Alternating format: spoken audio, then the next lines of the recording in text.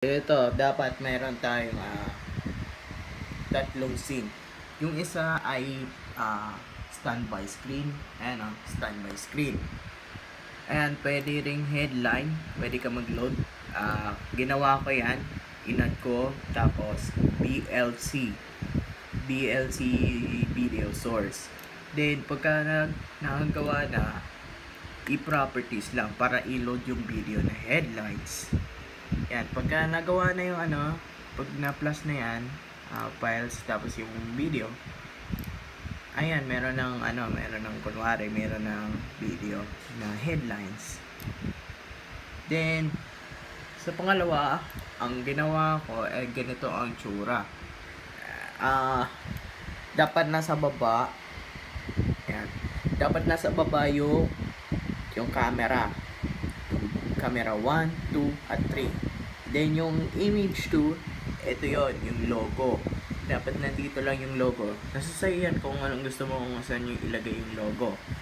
Then, yung blue, yun yung sa baba. Yun yung paano gumawa niyan? Pindutin mo lang yung add, tapos color, source. Then, yung kulay na anong gusto mo. Let's say na, wait lang, orange. Type mo orange, then select color,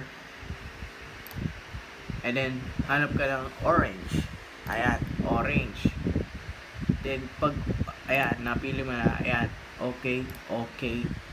Then right click, tapos transform, stretch to screen. So pwede mo na i-freeform. Pwede mo na i-adjust kung anong gusto mo. Ayan.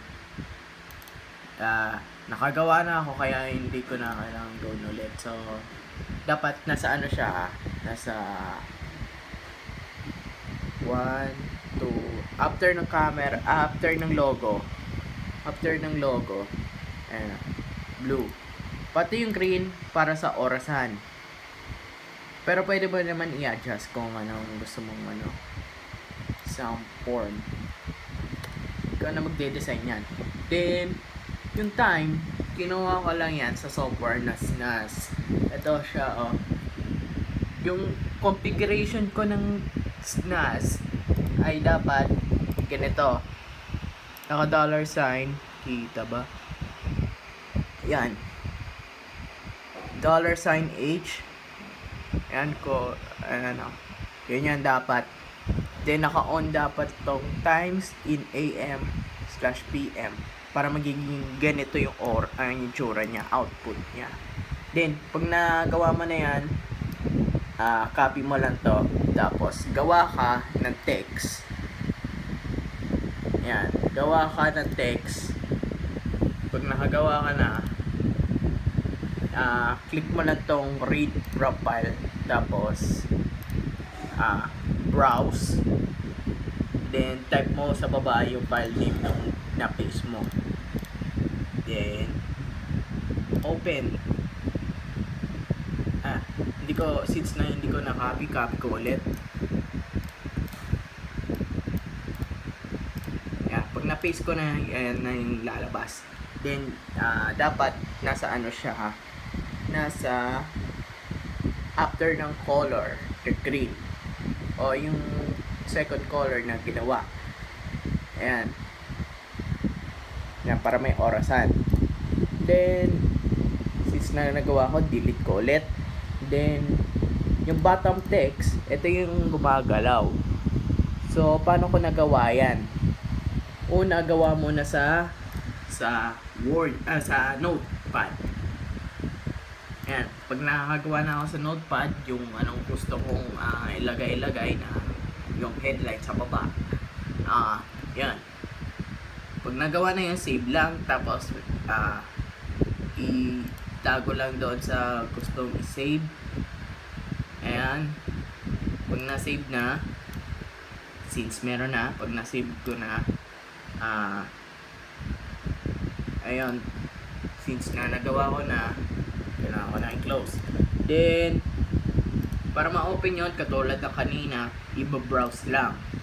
So, ayan, pag na-browse na, click mo lang yung yung nilalaman ng baba. Ayan. Pag na-click yan, open. Ayan na. Pero hindi yan hindi yan kusa na maggaganyan, magmo-move, mag-i-scroll. Paano ko nagawa yun? I-scroll. And filters. Pag pindot mo ng right click, filters, then plus lang. And then hanapin mo yung scroll. Then pag nahanap mo na yung scroll, ganito na ang result. Then yung horizontal speed ay dapat nasa to the max, naka-max, at saka yung isa lang yung naka-check. Loop lang. Dapat yung naka-check loop lang. Vertical speed, wala dapat galawin dyan. Then close. And then yun na. Tapos i-adjust mo na lang yung sa baba, yung text. Pangatlo, yung red, yung ganyan, yung merong headlines mismo. Yung cover. Katulad rin yung ginawa ko kanina sa green at blue. Ganun din gagawin sa red. Context 2, context 1, ito yung nilalaman ng balita. And yung context, paano ko nagawa yung context? Simple lang. Pagka na-plus sign mo, tapos gumawa ka ng text, ayun, tapos lagay mo, ang pangalan niya is context. Context, pag nagawa na yan, yung context na yan, pwede mo nang i-adjust yung context.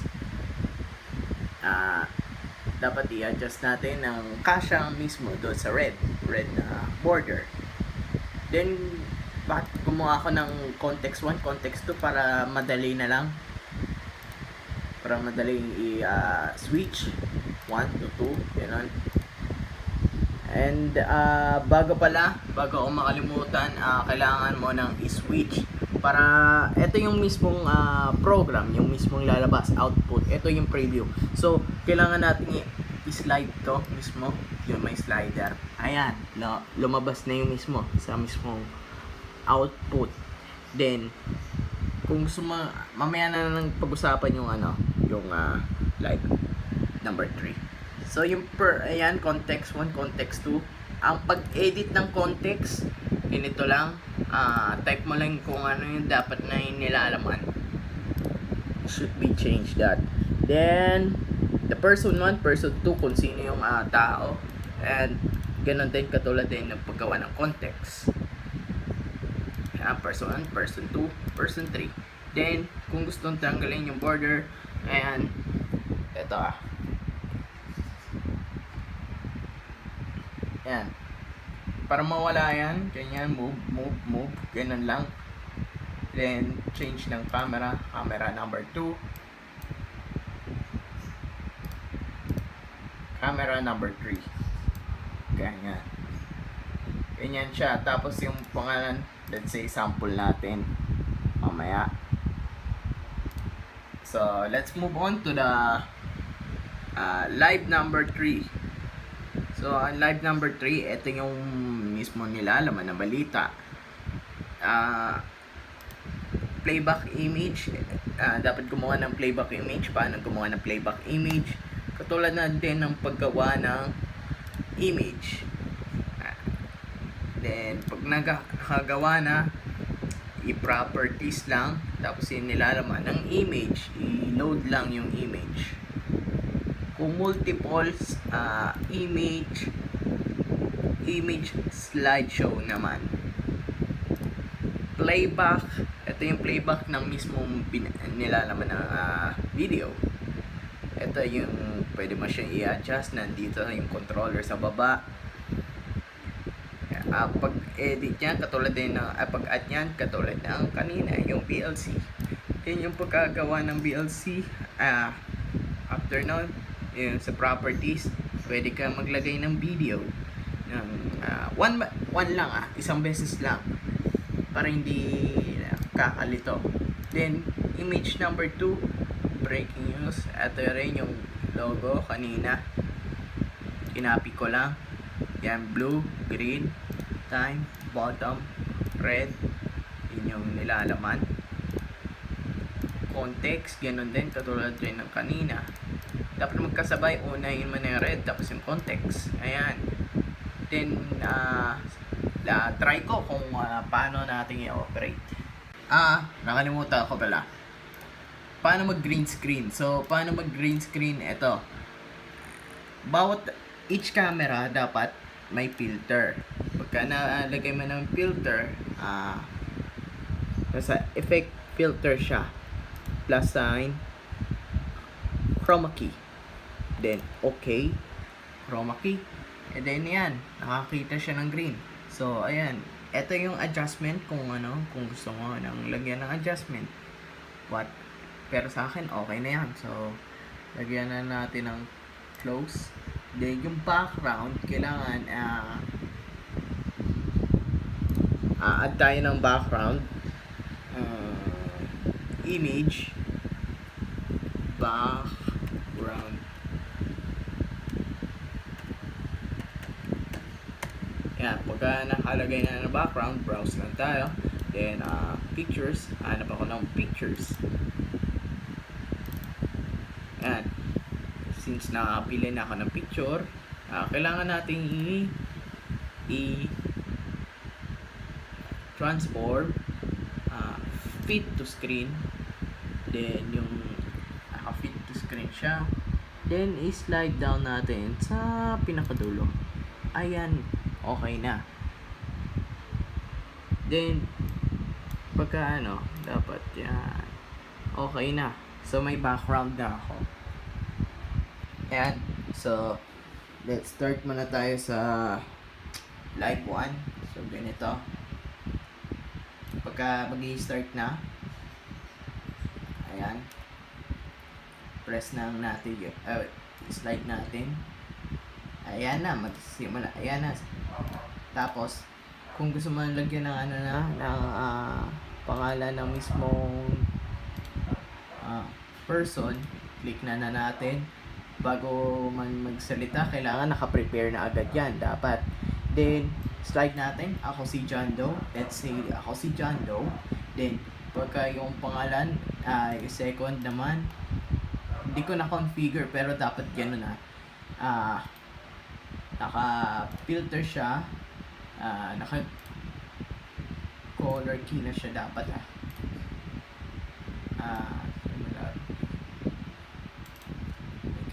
Ayan. Then, switch natin sa number 2. And then, switch natin sa number 3. So, hindi ko pa na-adjust. So, filter natin. Color key. And, maghanap ng color green na similar. Ayan. Pagka ng color key na, ayan, color key. Pagka bago mag-switch sa camera number 2, dapat nakahanda na si person number 2. Ayan. Let's say, ulitin natin. Ayan. And my name is Jane Doe. Then, switch agad. And I'm John Paul Doe. Then, balik tayo sa pinakauna. And then, sa pinakauna. Ayan. Then, okay na. And then, yung context. Ayan, laman. Sabihin natin, let's say, ang recovered po around the world is 96,257,927. Then, pag, next naman, dapat slide. Ayan, deaths. 2,651,728. Ayan. So, after nun, dapat pagpalit natin ng context, ayan, palit agad after ng pag-show ng context number 2. Kailangan mabilis ang kilos dito.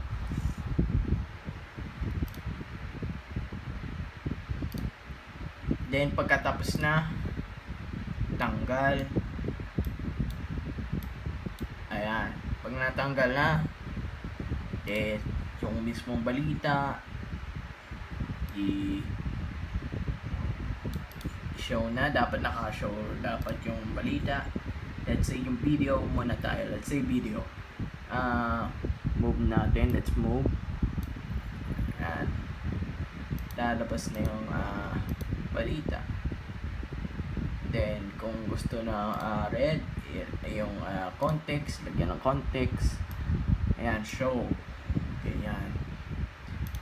Click. Then, pagkatapos na ng balita, let's say, pwede nating i-adjust. Kung gusto, pwedeng i-stop. Ayan. Ayan. Pwedeng i-seek din kung pwedeng i-adjust. Ayan. So, pagkatapos na, balik tayo. Ayan. Then, tanggalin dapat yung context. Then, show naman yung next balita, image. Let's say na image siya. Then, move. Ayan, lalabas na. Then, pagbalik. Ayan. Ganun lang kasimple kung paano operate niyan. Okay. Hindi na kailangan ng color na yan pagka meron ng pinrovide o meron ng background na ganyan din. Nagawa sa image mismo. Pagka gano'n na, hindi na kailangan ng color source. Ang gagawin na lang, add na lang ng image. Tapos, doon ilagay sa bandang may color. Yung image dapat nandito. After ng time, gano'n na lang. Kung may na-provide ng screen bug,